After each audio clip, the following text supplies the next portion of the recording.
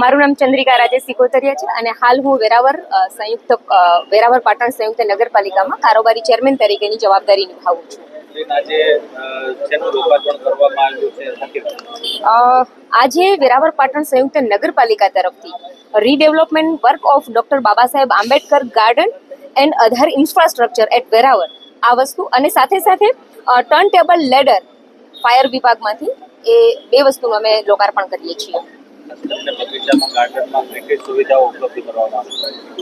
ખાસ તો બગીચામાં ફૂડ સ્ટોલ છે, અમારે કિચન, ગ્રૂમ તથા બ્રાઇડ રૂમ છે, ઇલેક્ટ્રિક રૂમ છે અને ટિકિટ કાઉન્ટર અને આ સાથે સાથે સ્ટ્રીટ લાઇટ અને હાઈમાસ્ટ ટાવર પણ છે, સિટિંગ અરેન્જમેન્ટ, ટોય ટ્રેન આ સહિતની પ્લેગ્રાઉન્ડ ઇક્વિપમેન્ટની અંદર હિંચકા છે બાળકો માટેના, લપસિયા છે, જીમની નાના સાધનો છે. તો આ બધી વસ્તુ અમે રાખેલી છે.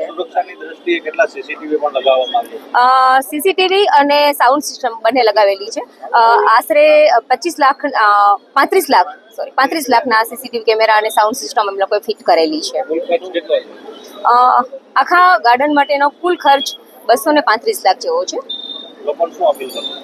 આ સાથે હું વેરાવળ પાટણ સંયુક્ત નગરપાલિકાની લોકોને, શહેરીજનોને એક મારી વિનંતી છે કે આ દરેક સંપત્તિ આપણા પોતાના માટેની છે, આપણી જ સંપત્તિ છે ને એની જાળવણી કરવાની જવાબદારી અલ્ટિમેટ નાગરિક તરીકે પણ પ્રથમ જવાબદારી આપણી જ છે.